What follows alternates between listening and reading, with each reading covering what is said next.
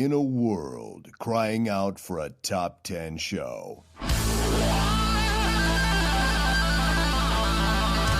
John Roca and Matt Nost are here.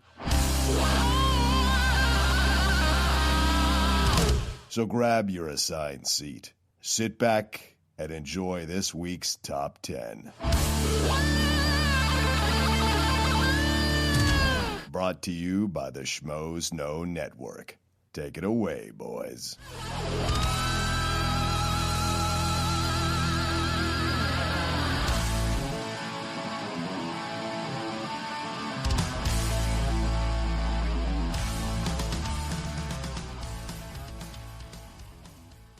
Welcome, everybody, to the Top 10 show, Top 10 podcast, recap and review of X-Men Apocalypse. I am John Roca. I am Matt Nost. And, oh boy, here we go. First impressions, did you like the movie? Absolutely hated it. Hated it? Absolutely hated it. Okay, I think that's strong. Yeah, well, all right, It was better fair. than look, 47 was what it was at on Rotten Tomatoes when I walked in. Yeah. And I was like, when I'm walking out, it's better than 47. Really, for you? Yeah, it was better than 47. I would have gone down to 32, 33. I wanted to walk out 5 separate times. It's got a lot of bad. A lot of bad. It's got a lot of bad. But It succeeds it succeeds more often than I anticipated at 47. okay. And that's why I liked it. Interesting. I mean, it still had a lot of things where I'm like, Yeah. that's annoying as fuck. Yeah. Like insignificant things, like when they're walking out of Return of the Jedi, Yeah. and they make the crack about the third one's always crap. Yes. So it's a joke at Last Stand and tongue in cheek about this movie. Yeah. But I hate it because when Jedi came out, we as a populace didn't know that the third movie always sucks. Right. So if you're doing a period piece like that, but I was already like, okay, like I was looking for errors. Yeah. At that point. Oh, by the way, spoilers. Oh, yes. Big time spoilers. That's not I didn't spoil anything. That No. was one Thanks for punchline. downloading. If you haven't watched the movie, go Thanks watch for it. listening on YouTube or on Stitcher, iTunes, Podomatic, wherever you get us. What have you? Yeah. Yeah. What was the first thing that killed me after having seen the movie? Because I saw a buddy of mine the next day, and he's a huge comic book guy. Okay. And X-Men is probably his favorite. Yep. So talking to him, and he knows more about it, so he's like, well, this was a problem. Yep. And I was like, okay, I forgot about that. But the first one that killed me after seeing it was, why did the pyramids have the stones as a failsafe to destroy it? Yeah. Why? Yeah. Because if he can reorganize matter, Right. why the fuck would he need... All he's got to do when he walks out the door is seal the door behind him. Yeah. He just reconstitutes the matter like he does with all the people throughout the movie, Right. and now nobody can get in. Right. So why in the fuck are there those? It made for a great action sequence. Sure. But even before that, the power for the pyramid, that top, it wouldn't be a cornerstone. What would that be? It's the top. Anyway, the point. They pull the banners off of it, and it suddenly gets power. Yeah. How are they going to get the banners back up there? Why is that the choice when you can reconstitute matter? Yeah. Does the power just run continuously? Like, I had a million questions. It was like, you made something cool, and it's retarded. Why does the power take so long? Yeah. Like all of that. Yeah. It's just all of it. Just seems like if you're like the first mutant, you should be able to control everything so well the way he's pitched. And I'm a comic book. This is. I walk into this discussion saying this right off the bat. This is one of my favorite arcs in the X-Men stories ever. So I came in with a lot of expectation. If you're going to tackle this story fucking right. And I wasn't a big fan of X-Men First Class. I liked Days of Future Past. I even liked the Rogue cut that came out afterwards. Okay. But I walked in because the thing that's great about Apocalypse is that when he shows up, the X-Men are already a well-oiled machine. And in fact, they have 9-10 people on the X-Men. Okay. You gotta What spread year it did this around. come out? 91 or 92. Okay. Something right there was an arc of that time. And it was one of the last, for me personally, one of the last great arcs of the X-Men stories with. And what Apocalypse does is he changes. He in essence is the vehicle in certain moments of this run of combating people's fed up feelings about the weaker X-Men. Like what he does with Angel. When he turns Angel, who just has wings. All he does is have wings. Wings and likes to fight. Yeah, that's it. That's it. And then I love that when they show up with Olivia Munn, she's like, I got the perfect guys for you. Yeah. And you show up at his, which I already knew they were going to him first, but it's like, this dude has wings. Yeah. That's it. That's all. Why is he the best mutant for this? Just and they don't even, but they disrespect that character so completely because, man, he's Warren Worthington III. He's a rich kid from a rich family. So at the time, the reason Apocalypse changes him is because the fandom had been sick of Angel being part of the X-Men because he was useless. Yeah. Everyone else had these amazing little things. All he could do was fly. And so what he did with Archangel completely changed his demeanor from this rich kid, nice kind of nervous, mealy-mouthed kid to this hardcore assassin with blades from his wings and this amazing new costume. it's a better character. It is. It's a much better character as a villain. He immediately became my second favorite X-Men behind Wolverine. Immediately after that arc. And so I've always had a personal, real vendetta about getting Archangel right on screen or Angel the character right on screen. And I think they pissed it all away. He's not a fighter in some cage. He's not the alcoholic. Like, there's got to be more. And that's the thing that bothered me about the movie. They just presented people. Here's Nightcrawler. Here's Angel, and they all had names already. Here's Psylocke.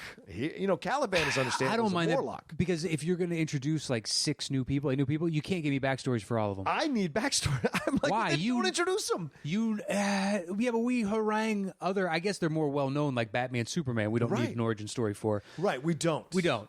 But at the same time, when you're giving a backstory to Cyclops that sucks. Yes, terrible. That was one of me and my buddy were talking about back and forth. Like that, you just killed the character. Well, it's all in so many different ways. And it's all out of order. That's the thing that's about this whole... But I'm sorry, Matt, I don't want to cut you off. It's not even... He's not from a stable home. No. And that's the reason he works so well with Xavier with Professor X, and he becomes the leader of the X-Men because in essence his son. Yeah, because he becomes a zealot for this cause because finally somebody came in and gave him direction in his life. And it's a family he can protect. Yeah, exactly. Something that he's never had, so he's going to fight harder for this than anything else. Right. And just like now he's coming from a stable home. And as soon as they introduced him, I was like, older brother's dead. I guess the end of the first act. Yeah. But I was like, that dude's finally gone because they haven't used him at all. And I knew the whole time, I was like, he has the same powers as Cyclops. Right. So somehow he's taking us to Cyclops. Right. But I don't need I guess I just don't need the backstories because X-Men, there's so many guys. Yeah, there are. But if you're gonna pick certain X-Men to put in your movie, then you've got to give them the backstory they deserve because people have a real attachment to these characters. Storm, they fuck up Storm again. They fucked up Storm again. She's not some thief running through an African fucking Cairo and all this kind of shit. Storm is this powerful, proud African character. She represents the entire continent for the X-Men universe. And to me, it bothers me that they turn her into this kind of like disciple of Apocalypse. Bullshit.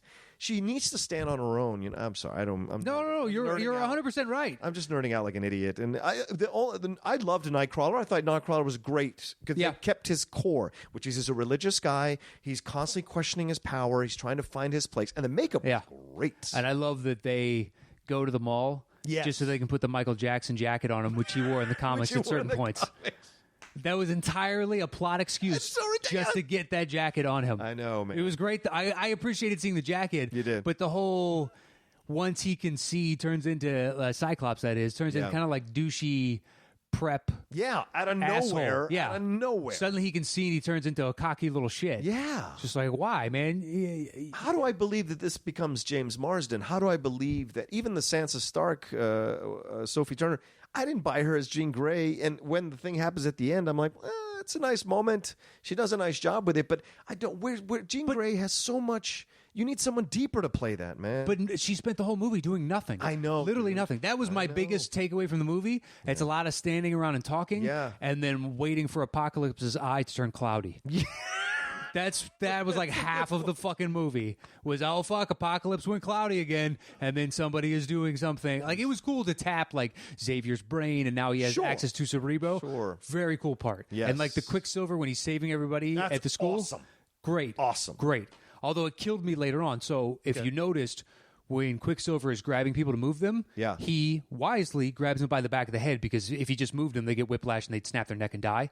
So it's a great, like, they just threw that in. Yeah. It's awesome because you see him do it over and over and over. Otherwise, you'd kill him. And then later on, Olivia Munn, when they destroy the fucking airplane, Yes. and she jumps off of it and is now cascading, 9.8 meters per second squared, coupled with she jumped off of and already had the velocity from the fucking thing itself. Yeah. And she just sticks her blade out and jabs it into the side. We don't have to protect mutants' spinal cords if she can do that and not tear her arms out of her body. Yeah, exactly. Out of her body. Yeah, it's a good point. I know. As soon as I saw that, I was like, guys, whoa.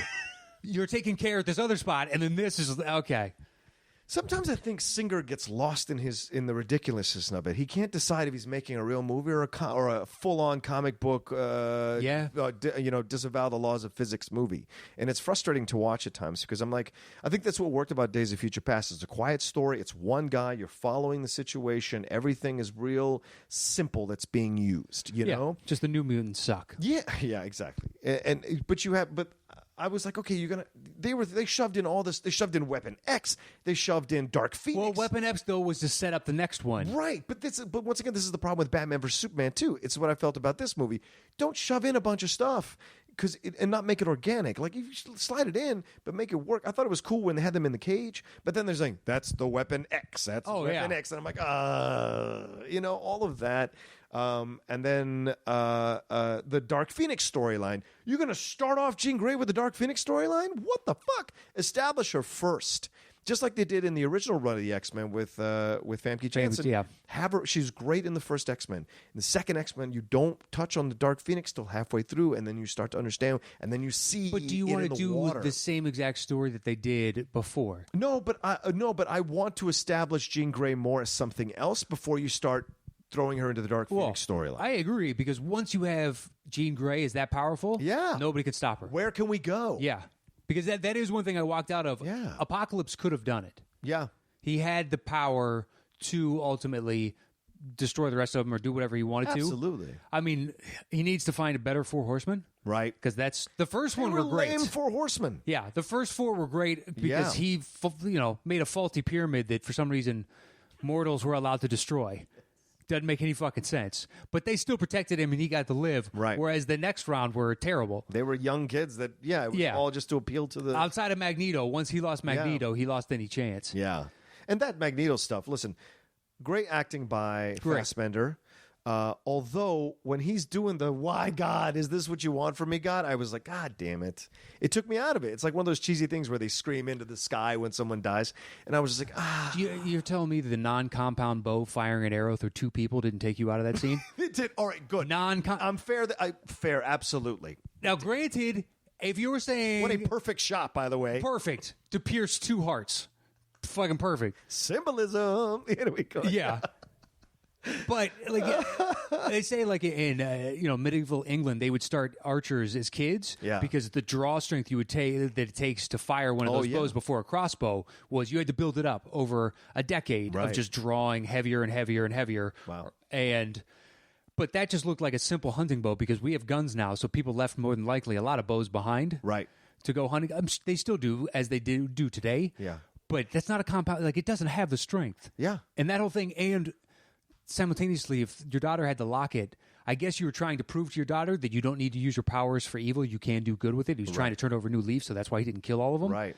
But once he did, great scene. But that's all you're. That's the thing that bothered me, Matt, is you're putting that in the scene. I have to add that for it to make sense. It's not about being spoon-fed. It's not about being spoon-fed. I hate when people say that.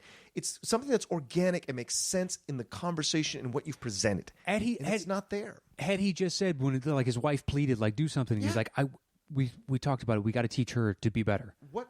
Done. Right. What's their relationship? You don't know. How did he find her? How do they fall in love? What is it like? Don't give me things in I'm just like, to me, it's like, you don't give me they're essentially stand-ins with words, with lines, and they're not real. So that when they die, it's not as powerful as it should be. Well, also, does that make her Scarlet Witch? Yeah, no, because they use the different name, Nina instead of Wanda. Wanda is the Scarlet Witch. I know, but how many that's a good daughters does he have? Yeah, because I only knew of one and two boys. Well, she's supposed to be Well, that's the thing. Wanda and Pietro are twins, which is Quicksilver. They're twins, so there may be a Wanda that they somehow bring. Did they show her like in the Days of Future Past? No, because it's rights. It's a rights issue. Marvel has Wanda and Pietro. 20th Century Fox has only Quicksilver. Okay, so it's like that kind of thing where they can't. They have to argue rights and all this bullshit. So. Which is why Quicksilver and Scarlet Witch were able to be in Ultron, but not able to be in the X-Men movies, which is just it's just so ridiculous. Yeah, but I mean that's Marvel trying to make a buck years ago. Yeah, so true. Yeah, I thought the casting was off all around. Most of them. I thought some of the worst performances from Jennifer Lawrence I've ever seen. She's just so useless in the whole movie. She's pointless. She's I'm sorry, not useless, pointless. She's pointless. Yeah, her character is pretty pointless in this whole movie. Yeah. Except to sway Magneto at the end. And even at the end, she's doing this. What about your family? Like something that he could have logically thought already. There's nothing she's saying because it's all generalities. There's nothing she's saying that's completely specific. Well, yeah, but then so there's still all this sexual tension, really? Yeah. Through all these other Beast is still all about you. About her, yeah. I guess maybe now that you become this huge cult-like figure, it would keep the attraction longer. But the CIA agent, Moira, that was forced down your throat. I love that they had to go over the top to explain why they shoehorned her into the beginning. Right. Because when I was watching this, I was literally she pulls off whatever the full body garment is, the hijab, or I'm not sure what the name of it is. Sure. But she pulls the whole thing off. She goes from that to fucking Tomb Raider. Yeah. Like one of those, if you would watch old Drew Carey show when they had the people on the come, like the magician that would spin and he'd have different outfits every time he did a 360. She just pulls it straight off and turns into Tomb Raider. And I was like, isn't she a federal agent? Yeah. What am I missing? When did she start doing archaeological all this spelunking? Stuff, CIA stuff. Yeah, exactly. But then they just fucking later on, and then we find out that Charles took her memories out, so he's been secretly in love with her for all this time. And okay. But then how it's okay that he totally wiped her fucking mind at the end. She's fine with it. She's totally fine. That gets all those memories back. Hey, I was wrong to take the memories from you. Oh, what the fuck, you dick. You know what I'm saying? Although I did love the reason for him being bald. Yes, true. I did love that. Fun. Yeah. If you had to go from full head of hair to you almost made this transition, I like that. That's good. Yes, some of the script was terrible. Some of the lines they had to say were terrible. I just was like, man, this is all just fucking ham-handed. It was very ham-handed. It was like a gay porn run wild and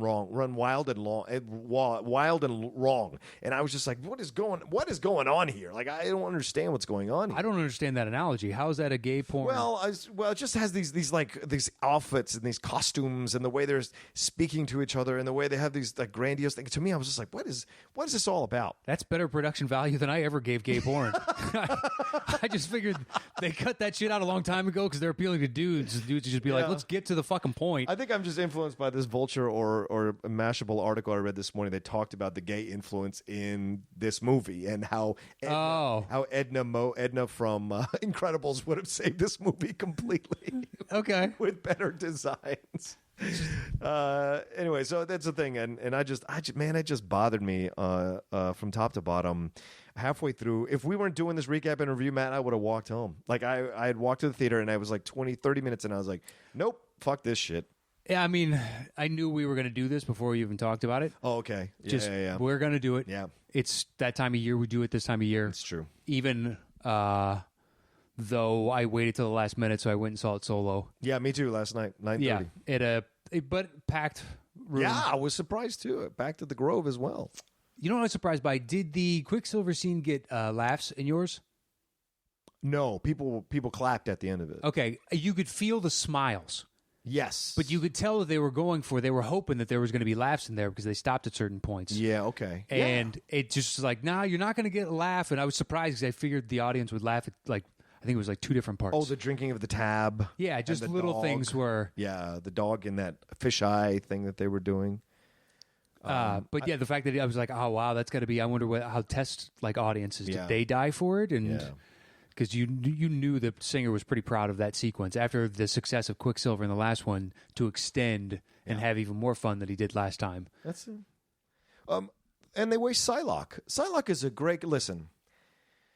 You mean Cyclops? No, Psylocke. Psylocke. Which one's Psylocke? Olivia Munn. Oh, didn't even catch her name. Yeah, Psylocke is a great X-Men character.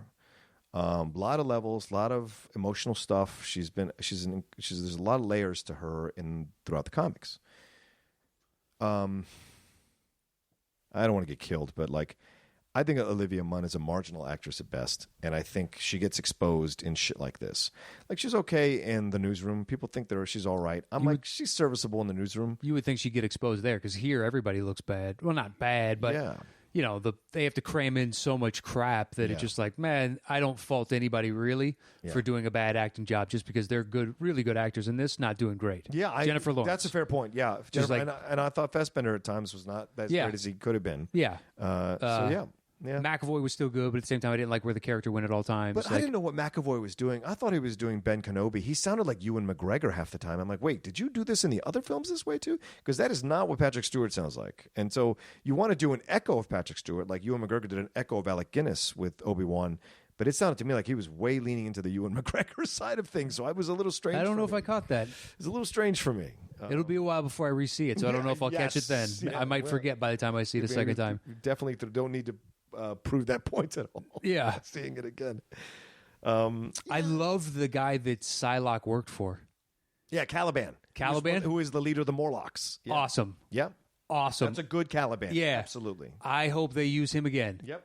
Because he's kind of like Del Toro as the collector. Yeah, yeah. You could have him be this little crux where certain plot points meet and then they spin off easily because he's a trader of information. Yep. So, of course, people wander into his, fucking little slice of life. Yeah. I thought, it's a great, Caliban's great because the Morlocks are great to use you're right. I hope they bring him back because he's a good representation of Caliban from the comics. It totally works. The whole arena fighting thing was ridiculous. They'll kill us if we don't fight. The whole idea, like, how did they get out of the plane when their powers didn't work on the plane? How did they get out of the plane once they landed, the helicopter? Because they had the green thing around them the whole time. My guess is, but once they shut the plane down, that electromagnetic field went down. Yeah, so then Nightcrawler could get him out the same way he got him in, which is teleport. But Nightcrawler cannot teleport to something he's never seen. So if they land someplace he's never been... What if he just looked out the window? Or wherever they were. But then he's still teleporting out into their vision. But then maybe Jean Grey is doing the whole... She's doing the mind thing so nobody sees her. We have to add all that. But I'll give them that. They got that far. Well, okay. I'll give them that. That one seems like we're, taking them, too much to task. Yeah. Got to give them some... I guess so. You're right. Suspension of disbelief. Yeah, I'm just whipping them to death. I'm sorry. You're right.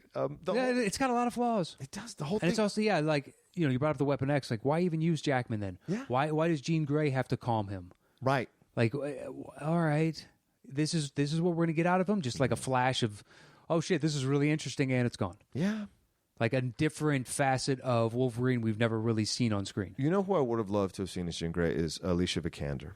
I would have loved to see her as Jean Grey because if you're going to start with a Dutch heritage woman like Famke Janssen, keep going. Do Alicia. Alicia kind of looks a little bit like Famke.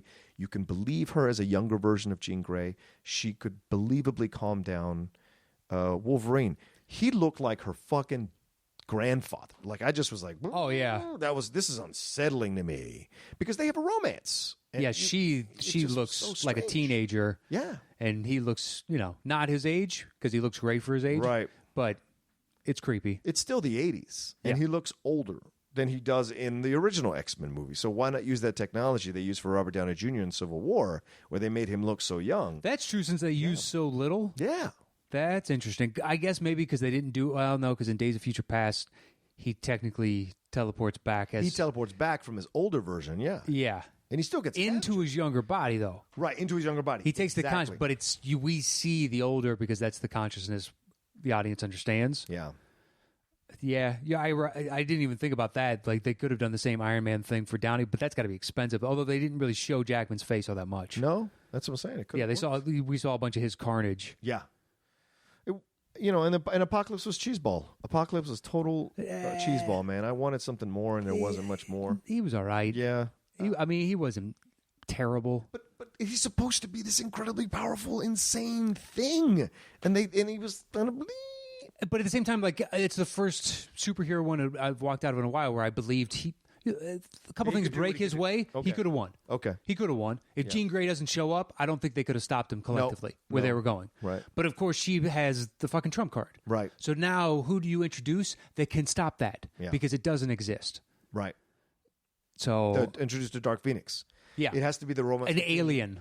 Right. Well, it's the romance between her and Scott because then their daughter comes back from time, or their granddaughter, I think, comes back in time and is the one that like has to like curtail Jean Grey and the Dark Phoenix power that she has, because the Dark Phoenix starts to consume Jean Grey in the comics, and so she becomes kind of a villain who's more omniscient and omnipotent than you want her to be, and makes decisions not based on emotion but based on the overall practicality of the situation. Yeah. And that becomes a problem. And so you start to explore that. It has to be the romance with Scott, but that romance with Scott was nothing in the film, you know?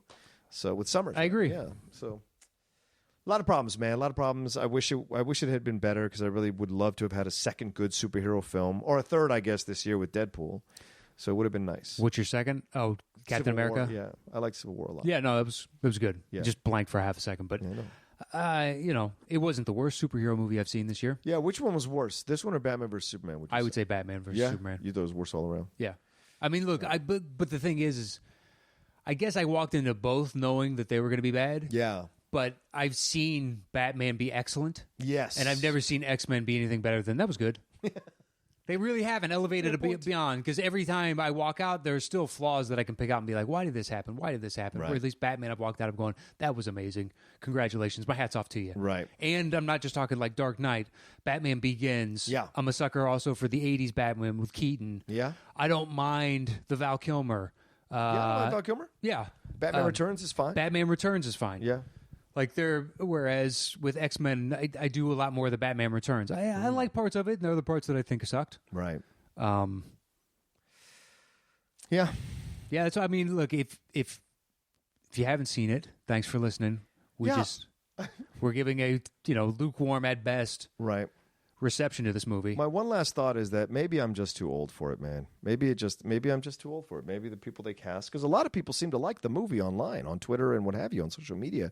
People are like, I don't understand the hate. I don't understand the hate. And I'm like, I mean, it's so obvious to me how bad the movie is. The thing is, though, I expect so little of X-Men at this point. Yeah.